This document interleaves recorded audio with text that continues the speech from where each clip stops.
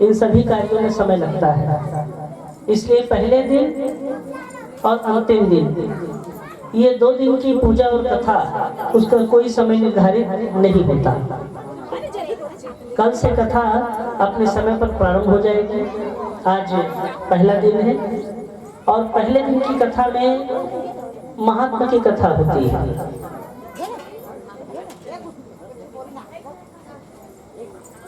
भागवत एक ऐसी कथा है जो जीवन के साथ भी और जीवन के बाद भी। इसका अर्थ ये है, जो व्यक्ति जीवित है वो तो भागवत की कथा से तरेगा ही, लेकिन जो इस दुनिया में नहीं है, अगर उसके नाम से भी भागवत का आयोजन किया जाए तो ऐसे व्यक्ति को भी भगवान मुक्ति प्रदान करते हैं। जो है वो तरेगा और जो नहीं है वो भी तरेगा।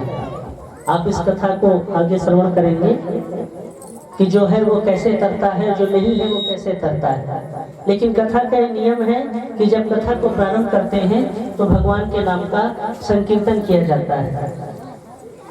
नाम संकीर्तन इसलिए किया जाता है, जब हम भगवान के नाम का भजन करते हैं, स्मरण करते हैं, मनन करते हैं, चिंतन करते हैं, तो हमारा शरीर, हमारी वाणी और हमारा मन ये शुद्ध होता है। तो आइए भगवान का छोटा सा नाम स्मरण कर लें। उसके पश्चात अमृत की कथा का आप और हम रसपान करेंगे। तो आप भी मीठी मीठी तालियों से भगवान का नाम अपने मुखारविंद से लीजिएगा। श्रीमन नारायण नारायण नारायण, श्रीमन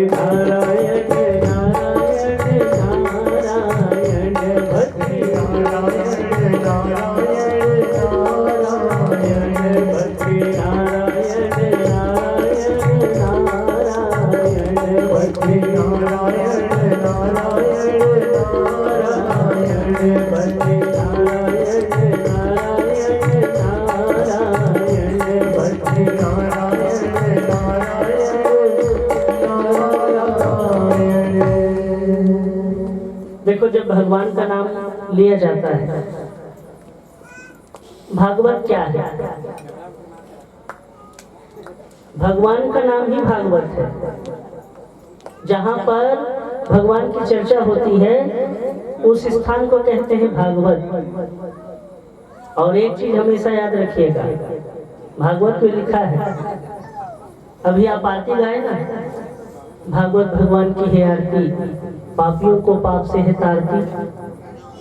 भागवत इस बात का प्रमाण है कि व्यक्ति चाहे जितना बड़ा पापी हो, अगर धर्मात्मा है तो तरेगा, लेकिन पापी है तो पापी भी तरेगा।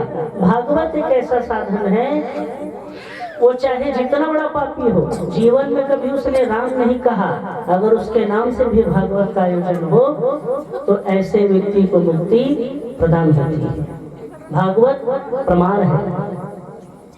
बहुत लोग पूछते हैं, महाराज हम भागवत कथा कराबो जेकर नाम से कथा ला करात हम तो मुक्ति पाही धन नहीं पाई। भागवत प्रमाण है और भागवत कोई कहानी नहीं है, भागवत एकदम 100% सत्य है। और बड़े भाग्य से ना भागवत होता है। और भागवत में जब कलश यात्रा होता है तो कलश का अर्थ क्या होता है? कलश यात्रा होगा, सबको न्योता तो मिल गया। और बहुत लोग कलश यात्रा में ना फोटो खिंचाने के लिए जाते हैं, हाँ, सेल्फी लेकर स्टेटस में डालते हैं। उनको कलश यात्रा का मतलब मालूम तो है नहीं, बस बढ़िया से श्रृंगार कर लेंगे और कलश यात्रा में चल देंगे। कलश उठाना यानी आपके भाग्य का उदय होना, मंगल कलश कहते हैं इसको। तो कलश यात्रा में ना हर कोई नहीं आ पाते, जिसको बांके बिहारी बुलाते हैं वही कलश यात्रा में आते हैं। कलश में जल भर कर लाते हैं, उस जल का अर्थ क्या होता है? आप गंगा जी को, यमुना जी को, सरस्वती जी को, नर्मदा जी को, कावेरी जी को निमंत्रण देते हैं कि हे जितने भी तीर्थ हैं मेरे साथ चलिए, मेरे घर में कथा हो रही है, आप सब वहां पर विराजमान हो जाइए। तो उस मंगल कलश को जो व्यक्ति अपने मस्तक पे रखता है उसका भाग्योदय कहीं न कहीं भगवान जरूर करते हैं। तो कलश यात्रा केवल सेल्फी लेने के लिए नहीं होता, कलश यात्रा केवल फोटो खिंचाने के लिए नहीं होता। बड़े भाग्य से ना कलश यात्रा मिलता है। बड़ भाग मानुष तन पावा, एक तो मनुष्य का शरीर नहीं मिलता, और मनुष्य का शरीर मिल जाए तो उसमें कलश यात्रा नहीं मिलता, और कलश यात्रा मिल जाए तो भागवत नहीं मिलता, और भागवत मिल जाए तो भागवत में मन नहीं लगता, और भागवत में अगर मन लग जाए तो उस व्यक्ति की मुक्ति हो जाती है। वार्षिक श्राद्ध में भागवत महापुराण का जब आयोजन होता है तो जिस जीवात्मा के निमित्त भागवत को किया जाता है वो उस कथा का श्रवण करती है। आपके सामने जो 7 नारियल रखा है ना, इसको कहते हैं धुंधकारी। और आज की कथा ना 2 लोगों की कथा है, गौकर्ण और धुंधकारी। गौकर्ण कौन है? गौकर्ण एक पंडित है, ज्ञानी है, और धुंधकारी बहुत बड़ा दुष्ट है, प्रेत है, भूत है। ये कथा भी आप श्रवण करेंगे। तो पहले मैं आपको यह समझा दूं कि भागवत है क्या, क्यों कराते हैं भागवत। भागवत को कराने से आपके जितने भी पूर्वज हैं, आपके जितने भी पितृ हैं, वो सब प्रसन्न होते हैं। आपने अगर कोई जाने अनजाने में पाप कर दिया है, मनुष्य है, गलती तो हो जाती है। अगर आपने कोई गलती की है तो भागवत कथा को कराने से भगवान उस पाप को क्षमा करते हैं। परिवार में कलह होता है, परिवार में अशांति होती है, घर में दरिद्रता होती है, शरीर में बीमारी होती है, बहुत सारी परेशानियों को भागवत कथा के माध्यम से दूर किया जाता है। और जब भागवत होता है तो केवल एक व्यक्ति का उद्धार नहीं होता। कुछ लोग बरसी में भागवत कराते हैं तो केवल एक ही व्यक्ति के नाम से। जब भागवत कथा होगी तो उसके वंश में, उसके कुल में जितने भी लोग हैं उन सब की मुक्ति होती है। जैसे सगर महाराज के 60,000 पुत्र, अब उनको गंगा जल चाहिए था तो गंगा जल लाए कौन? तो भगीरथी महाराज हुए। भगीरथी जी गंगा जी को लेकर आए तो गंगा जी ने केवल एक जन को नहीं तारा, गंगा जी ने सगर महाराज के 60,000 पुत्रों को तारा।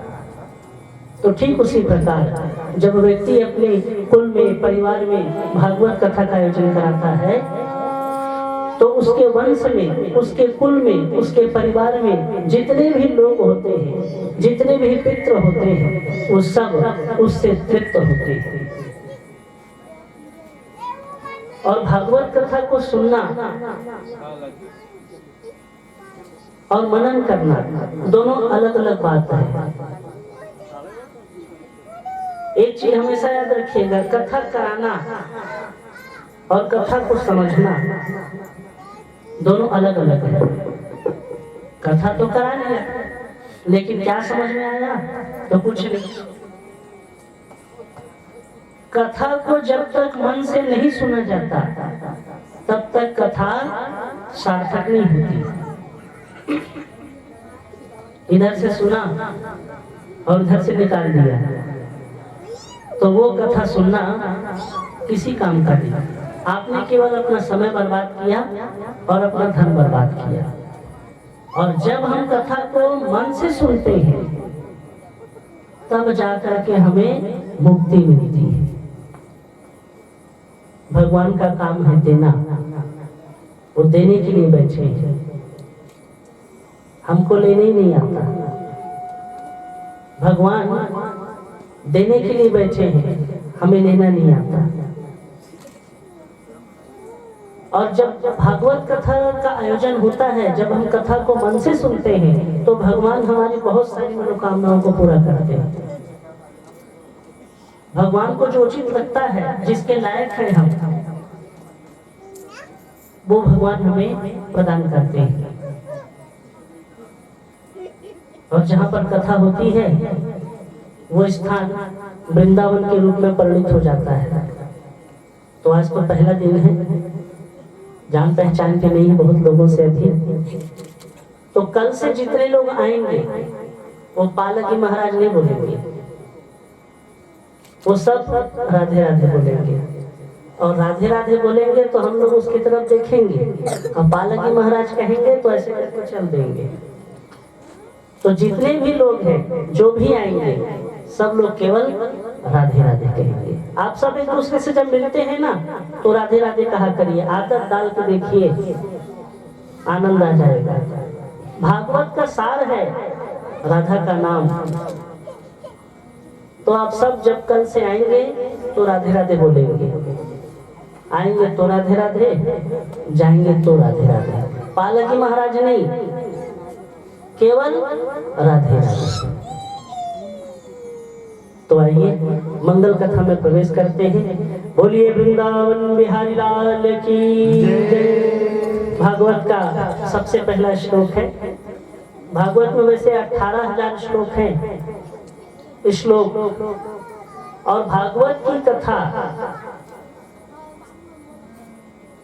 मकड़ी के जाल के जैसी है, उसको समझ पाना किसी के बस में नहीं। आज तक कोई ऐसा पैदा नहीं हुआ जो भागवत को समझ जाए। है 18,000 श्लोक, आप गिनती से पढ़ सकते हैं 1 2 3 करके 18,000। लेकिन जब आप पढ़ोगे ना तो आपको ऐसा लगेगा कि इसको तो मैं पढ़ा ही नहीं, ये कहां से आ गया। मकड़ी के जाल के जैसा है।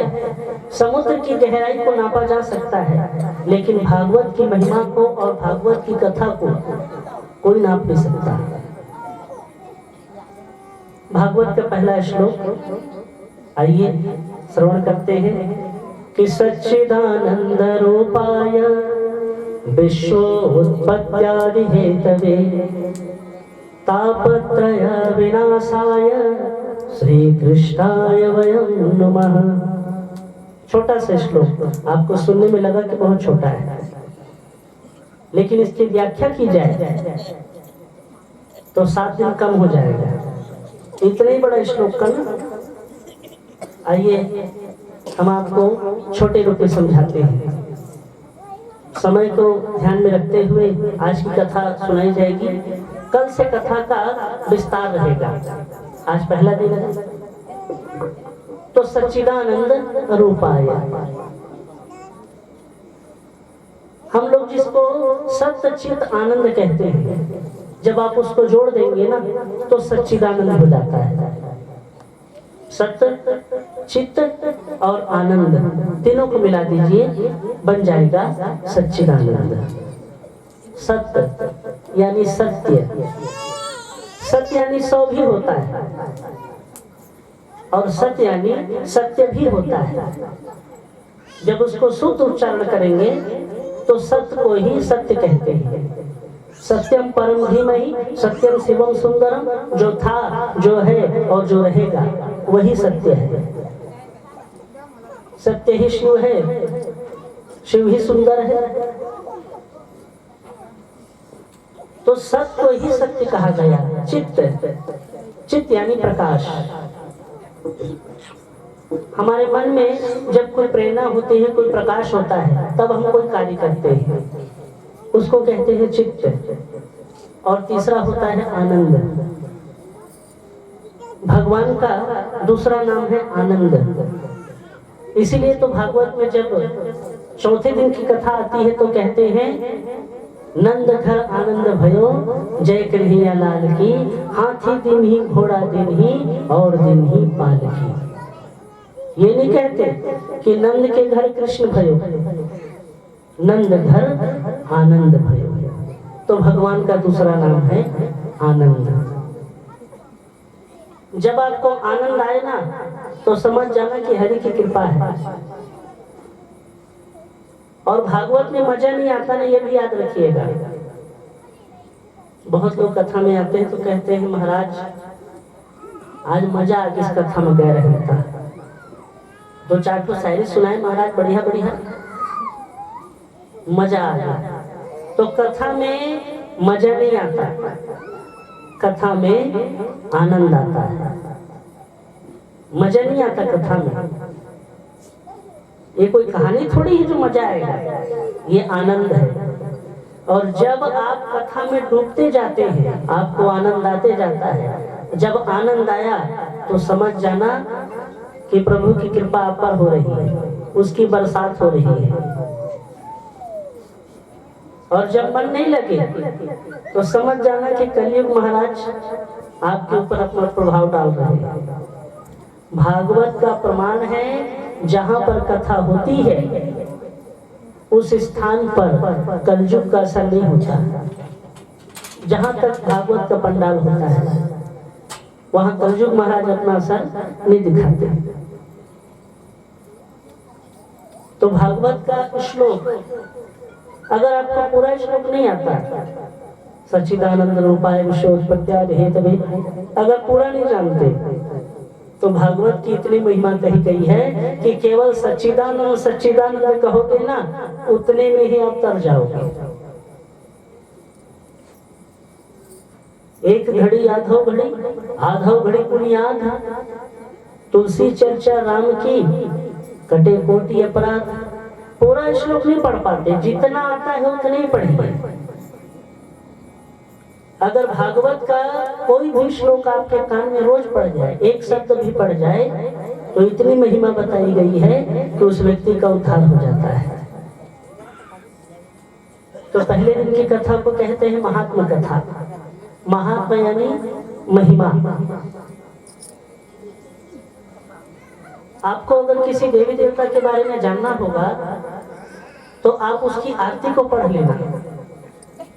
जैसे शंकर भगवान, दुर्गा मैया, गणेश भगवान, माता जाकी पार्वती, पिता महादेवा।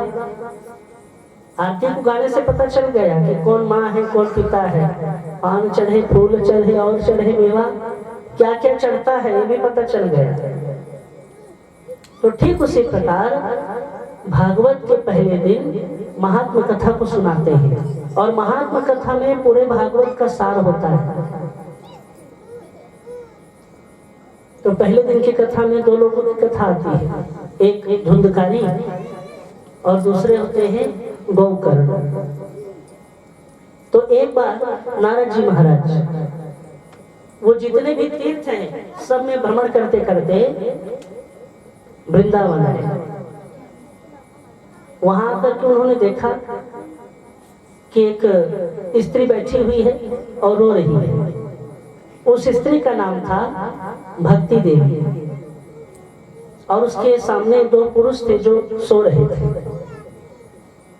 उन पुरुषों का नाम था ज्ञान और वैराग्य।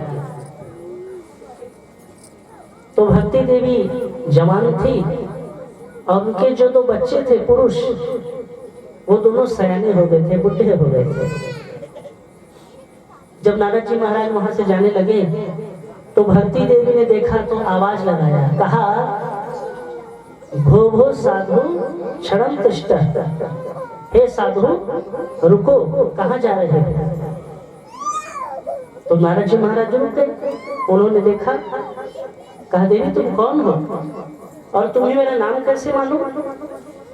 तब उस देवी ने कहा, मुझे आपका नाम भी मालूम है और मुझे आपका काम भी मालूम है।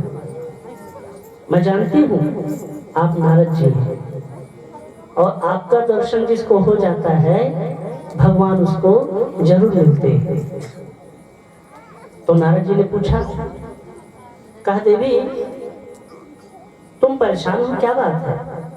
तो भक्ति देवी ने कहा, महाराज मेरी एक परेशानी है, मैं जवान हूँ और मेरे दोनों बच्चे बुढ़े हो गए हैं और दोनों बेहोश हैं।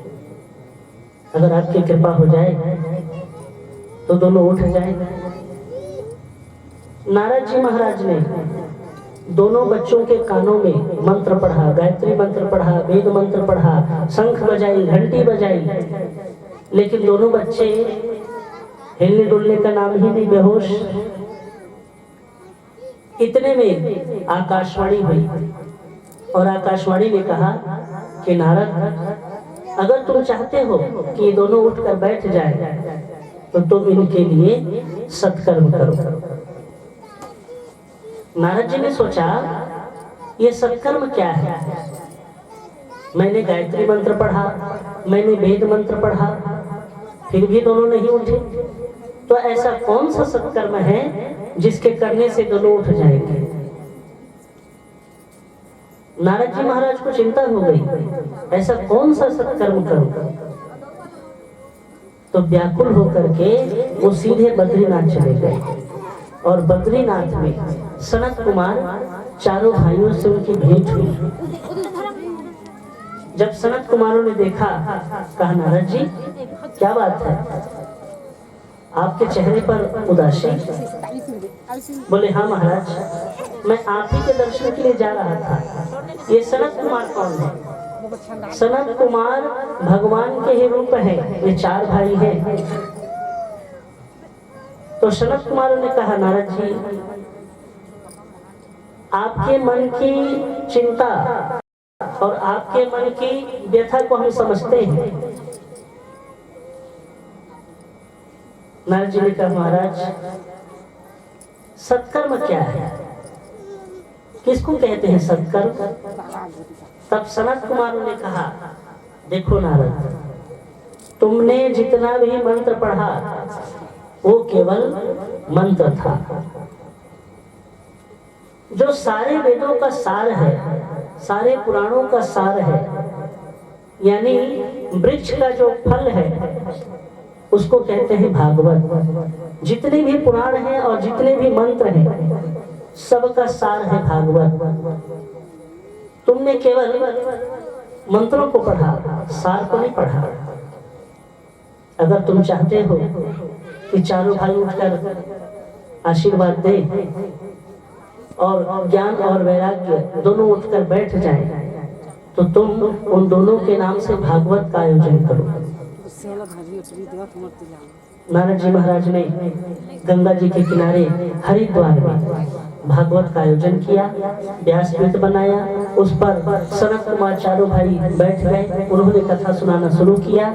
यजमान के रूप में नारद जी महाराज बैठे, भक्ति देवी को बुलाया, ज्ञान और वैराग्य को वहां पर उपस्थित किया और जब कथा प्रारंभ हुई तो नारद जी महाराज ने सनत कुमारों से प्रश्न किया। कहा महाराज ये बताइए, जो आदमी धर्मात्मा हो, पुण्यात्मा हो, सत्संगी हो, अगर उसकी मृत्यु होती है, उसे मुक्ति मिलती है, तो बात समझ में आती है। लेकिन जो जीवन भर पाप करता है, क्या उसकी भी मुक्ति होती है? तब सनत कुमारों ने कहा, नारद, जिसने अपने जीवन में कभी राम का नाम नहीं लिया, जिसने कभी भगवान के नाम से एक अगरबत्ती नहीं जलाई, ऐसा महान पापी भी अगर मर जाए और उसके नाम से भी अगर भागवत का आयोजन हो तो भगवान उसको भी अपने चरणों में स्थान देते हैं। सनत कुमारों ने कहा, इस बात का प्रमाण है धुंधकारी। नारद जी ने पूछा, कहा ये धुंधकारी कौन है और ये गोकर्ण कौन है?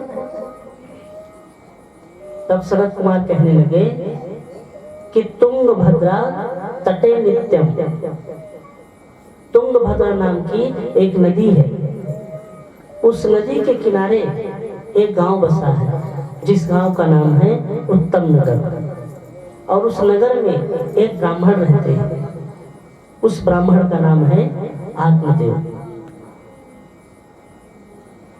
जैसा उनका नाम वैसा उनका काम, आत्मदेव। खूब पूजा पाठ करते हैं, ज्ञानी है, वेद मंत्र उनको पूरा याद है, और उनकी पत्नी का नाम है धुंधली। तो जैसा उसका नाम वैसा उसका काम। धुंधली का अर्थ होता है धुंध। अभी ठंडी का मौसम है ना, आप खेत में जाके देखना साफ साफ दिखाई नहीं देगा, धुंध, उसी को कहते हैं धुंधली। तो जैसा उसका नाम था वैसा उसका काम था। आत्मदेव महाराज रोज सवेरे उठ के अपना झोला झंडी लेते थे और पूजा पाठ कराने चल देते थे। अब घर पर कौन बचा? धुंधली। तो धुंधली का काम ये था कि इधर की बात उधर और उधर की बात इधर, दो लोगों को लड़वाना और बीच में मजा लेना, उसका काम था। और जैसे देखते कि महाराज के आने का टाइम हो गया है तो एक लोटा पानी लेकर दरवाजे में खड़े रहती थी। महाराज जब आते देखते तो भारी खुश। देखो, जब कोई आदमी बाहर से आपके घर में आए ना, सबसे पहले उसको पानी पिलाइए, खुश हो जाएगा, उसको शांति मिलेगी। तो जब आत्मदेव महाराज आते थे ना और रोज देखते थे तो कहते थे, हे भगवान, मेरी पत्नी कितनी अच्छी है, भगवान सबको ऐसी पत्नी दे। अब उनको थोड़ी मालूम है कि यहाँ पर क्या खिचड़ी पक रहा है, वो तो बेचारे पूजा पाठ करने चले जाते थे। तो उनके जो पड़ोसी थे, देखो अच्छे पड़ोसी ना सबको नहीं मिलते, और जब एक बात को कोई बार बार आपसे कहेगा तो आपके मन में वो बात बैठ जाएगा। बार बार जब कहेगा तो आत्मदेव महाराज के जो पड़ोसी थे वो ठीक नहीं थे। उनके घर आए और कहते थे उनसे रोज, महाराज आपके घर में देखो ना, न तो तुलसी है न तो गाय है, और एक थोड़े देखे गाय है तो उसकी कोई संतान नहीं है। एक बार एक पड़ोसी आकर कहने लगा, महाराज एक बात कहूं। महाराज ने कहा, बोलो। बोले, बुरा मत मानना। कहा, नहीं बोलो ना। तो पड़ोसी ने कहा, महाराज देखो, आप ब्राह्मण हो, आपके घर में तुलसी नहीं है, आपके घर में गाय है लेकिन न बछड़ा है न बछड़ी है, और तो और आपकी भी कोई संतान नहीं है, आप निर्वंशी हो। जैसे ही पड़ोसी ने कहा, वो बात महाराज के दिल में लग गई। महाराज सोचने लगे कि मेरे घर में इतना धन भरा है लेकिन खाने वाला कोई नहीं, आखिर ऐसा कौन सा पाप किया है। घर को छोड़कर वो जंगल में चले गए और जंगल में जाकर एक पेड़ के नीचे बैठकर सोचने लगे, ऐसा कौन सा पाप किया है तो जब वो सोच रहे थे, इतने में एक साधु आए। साधु ने देखा तो सीधा सीधा नाम ले लिया। कहा, आत्मदेव क्यों रो रहे हो, क्या बात है? आत्मदेव ने सोचा कि मेरा नाम तो कोई नहीं जानता, इनको कैसे पता। आत्मदेव महाराज खड़े हो गए और साधु के चरणों को पकड़कर कहने लगे, महाराज, जब आपको मेरा नाम पता है तो आपको ये भी पता होगा कि मैं क्यों परेशान हूं, और मैं जानता हूं कि आप ही मेरा उद्धार कर सकते हैं। जब आपको नाम पता है यानी सब कुछ पता है। साधु ने कहा, हाँ हम जानते हैं, तुम्हारे मन में संतान की कामना है, इसीलिए तुम यहाँ बैठे हो। लेकिन सुनो आत्मदेव, इस जन्म में तो क्या, 7 जन्म तक तुम्हें संतान का योग नहीं है। इस बात को सुनकर आत्मदेव महाराज को बड़ा ही ठेस लगा। वो सोचने लगे, इस जन्म में तो क्या 7 जन्मों तक नहीं है। साधु के चरणों को पकड़ लिया। कहा, महाराज 7 जन्मों को तो मैं नहीं जानता, मैं इस जन्म को जानता हूँ, और आप हमें आशीर्वाद देंगे और आपके आशीर्वाद से ही मुझे संतान की प्राप्ति होगी। चरणों को पकड़कर बार बार रोने लगे। महात्मा ने मना किया। कहा, देख बेटा, तेरे भाग्य में संतान नहीं है, ना लड़का है ना लड़की। कहा, नहीं महाराज, आपको देना पड़ेगा आशीर्वाद। बहुत जिद किया तो महाराज ने झोले से एक फल निकाला। कहा, लो, इसको ले जाकर अपनी पत्नी को तुम खिला देना। देखो, कभी कभी होता क्या है, हम लोग छोटी छोटी बातों को ना ध्यान नहीं देते और उसका परिणाम इतना बुरा निकलता है, हम सोच नहीं सकते। महाराज ने क्या कहा, खिला देना। साधु ने कहा, इस फल को अपनी पत्नी को तुम खिला देना। लेकिन आत्मदेव महाराज जब फल को पाए, सीधे अपने घर पर गए और जाकर अपनी पत्नी से कहने लगे, देवी, आज मैं तुम्हारे लिए एक प्रसाद लाया हूँ। जब तुम इसको खाओगी ना तो भगवान की कृपा से हमारे घर में संतान होगी। उन्होंने फल को हाथ में दे दिया और कहा, तुम इसको खा लेना। यहीं पर गलती हो गई। साधु ने कहा था खिला देना और आत्मदेव महाराज ने कहा खा लेना। आत्मदेव महाराज तो बड़े सीधे साधे हैं, लेकिन उनकी पत्नी बहुत चालाक। उसने सोचा, भला फल के खाने से कभी संतान होगी? मेरे पति कितने सीधे साधे हैं, फल को तो ले लिया लेकिन खाया नहीं। उसकी एक बहन थी, वो गर्भवती थी और बहुत गरीब थी। अपनी बहन से जाकर कहा, बहन देख, मेरे घर में ना धन संपत्ति अपार है लेकिन खाने वाला नहीं, और तेरे घर में खाने वाला है लेकिन धन नहीं। एक काम कर, इस बार जो संतान होगी तो मुझे दे देना और बदले में मैं तुझको इतना सारा धन दूंगी कि जीवन भर बैठकर तू खाएगी। बहन ने कहा, ठीक है। समय आया जब पुत्र का जन्म हुआ, उसने बच्चे को दे दिया। आत्मदेव महाराज कुछ महीने के बाद वो बाहर चले गए अनुष्ठान में। कुछ महीने के बाद आए तो इतने सीधे साधे, उन्होंने बालक को घर में देखा तो बहुत खुश हुए। कहा, महात्मा का आशीर्वाद है, मेरे घर में बेटा हुआ है। बहुत खुश। महाराज ने कहा, कई सालों के बाद बेटा हुआ है, इसका नाम मेरे नाम से रहेगा। तो धुंधली कहने लगी, ये क्या स्वामी, बच्चे को मैंने अपने गर्भ में रखा 9 महीना और आप कहते हैं कि नाम आपके नाम से होगा? नहीं, इसका नाम मेरे नाम से होगा। आत्मदेव ने कहा ठीक है कोई बात नहीं। उनको तो खुशी का ठिकाना नहीं था।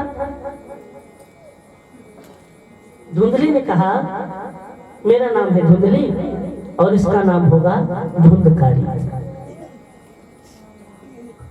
धुंधली ने फल को खाया नहीं था, उस फल को उसने परीक्षा लेने की कामना से गाय को खिला दिया और उस गाय के गर्भ से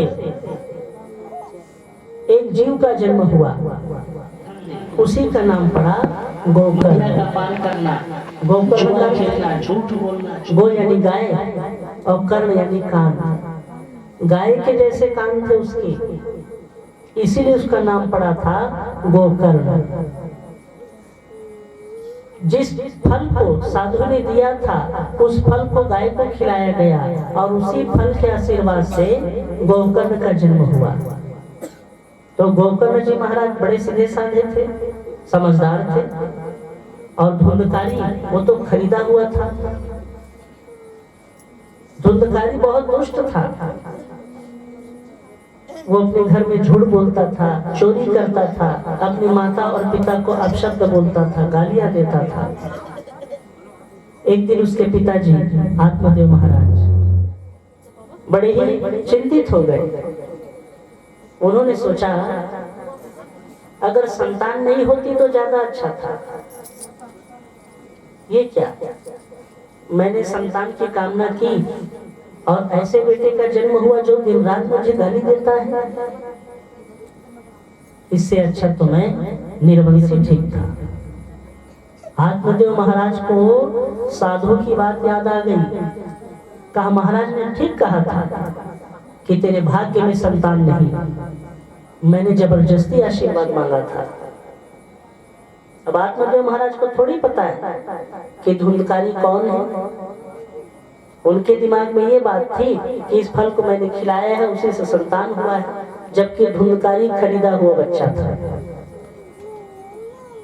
घर पर छोड़ के चले गए। कहा इससे अच्छा तो मैं कहीं चला जाऊं। अब घर में बची कौन? धुंधकारी की माँ धुंधली। तो धुंधकारी अपनी माँ को ना रोज मारता था, कहता था ला पैसा ला, धन दे। मदिरा का पान करना, जुआ खेलना, झूठ बोलना, चोरी करना, मांस खाना, पूरा राक्षस। और जब उसकी माँ मना करती तो माँ के बालों को पकड़कर उसको मारता था। तो एक दिन धुंधली भी रोने लगी। कहा अगर मैंने उस फल को खाया होता तो मेरे गर्भ से ना आज गोकर्ण के जैसा बेटा होता। मैंने तो इसे खरीदा है, इसीलिए भोग रही है। वो भी घर को छोड़कर चली गई। अब घर पर कौन बचा?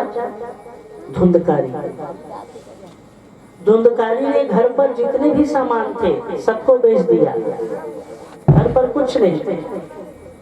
5 स्त्रियों को ले आया और अपने घर पर रखने लगा।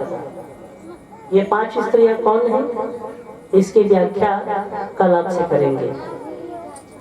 5 स्त्रियों को घर पर ले आया और रोज चोरी करता था। तो उन 5 स्त्रियों ने सोचा कि ये तो रोज चोरी करता है, जिस दिन पकड़ा जाएगा राजा इसको तो मारेंगे ही, लेकिन हमको भी मारेंगे क्योंकि चोरी का धन तो हम भी खा रहे हैं ना।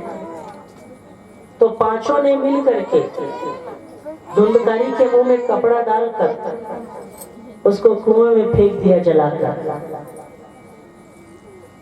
तड़प तड़प कर मर गया। धुंधकारी तड़पने लगा, चिल्लाने लगा। जब उसकी मृत्यु हो गई ये बात पता चला गोकर्ण महाराज को।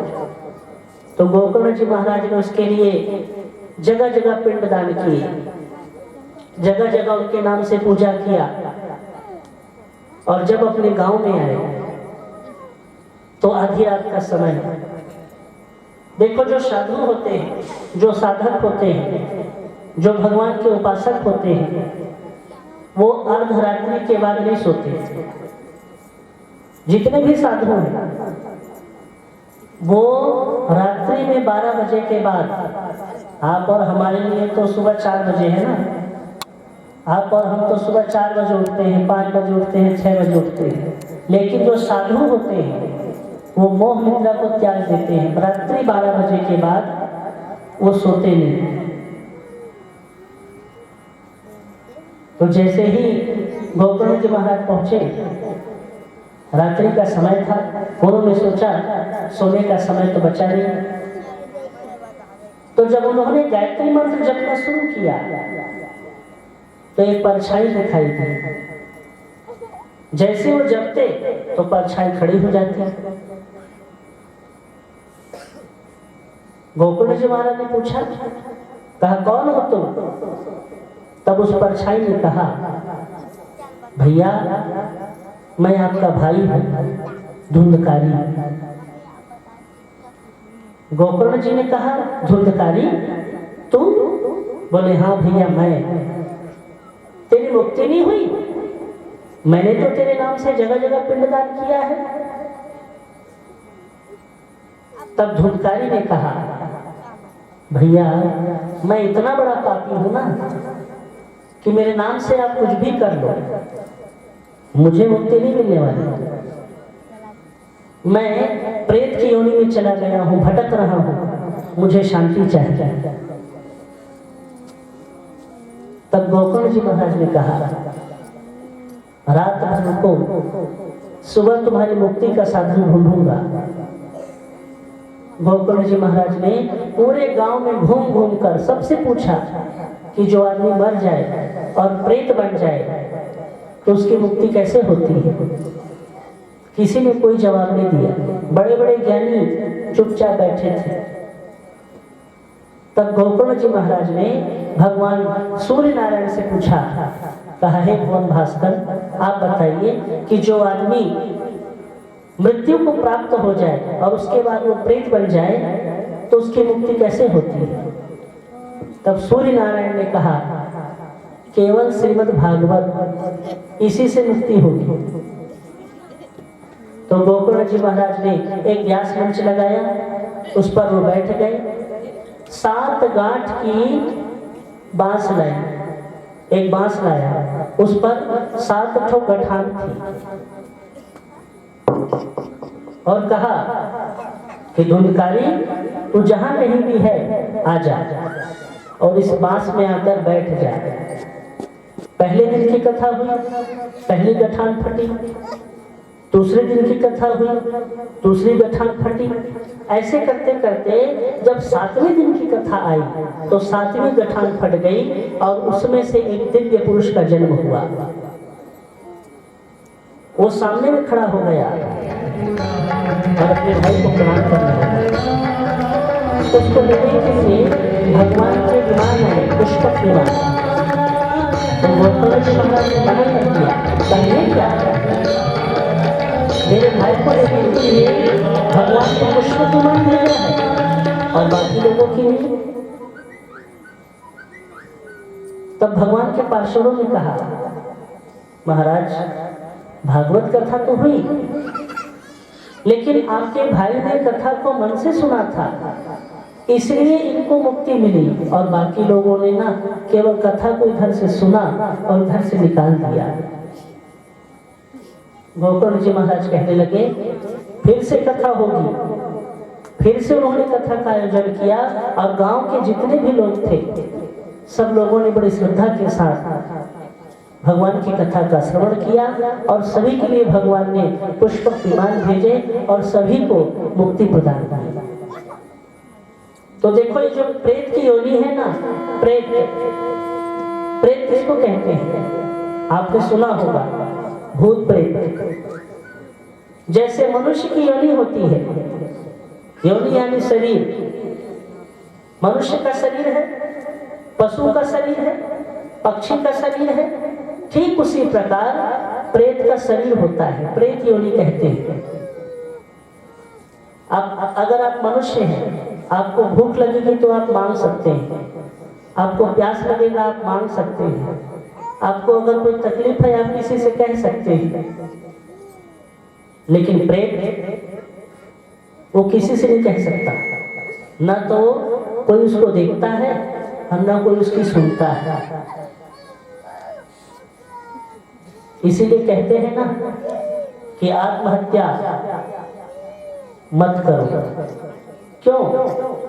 शरीर है तो मांग सकते हो, शरीर है तो खा सकते हो, शरीर है छू सकते हो, लेकिन जब ये शरीर नष्ट हो जाता है तो आप और हम सोचते हैं कि इस जीवन में बहुत परेशानी है, इससे अच्छा हम मर जाए। तो ऐसा नहीं कि मरने के बाद मुक्ति मिल जाएगी, मरने के बाद और परेशानी मिलेगी। जब तक आयु पूर्ण नहीं होती तब तक आप वहां जा नहीं सकते, भटकना पड़ेगा और बहुत बुरे तरीके से भटकोगे। न खा सकते हो, न पी सकते हो, न देख सकते हो, आपकी कोई नहीं सुनेगा, आप किसी को देख नहीं सकते, इतनी परेशानी होती है। इसीलिए